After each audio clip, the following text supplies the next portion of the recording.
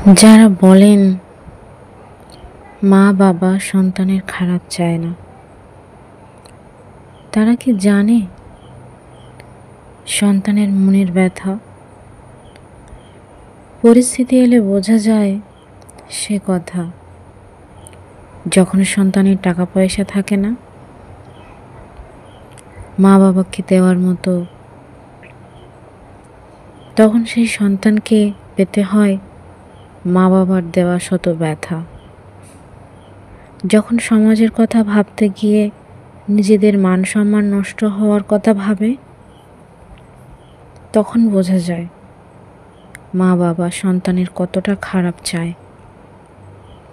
আসলে যে মা বাবা ছোট থেকে বড় করলো সন্তানকে, সেই মা বাবা যখন সন্তান বড় হওয়ার পর সন্তানের উপর অযথা দায়িত্ব চাপিয়ে দেয়, সেই যন্ত্রণা, কষ্ট কাউকে শেয়ার করতে পারে না। কোনো সন্তান চায় না মা বাবার দেওয়া কষ্ট কাউকে বলতে, তাই কেউ জানে না।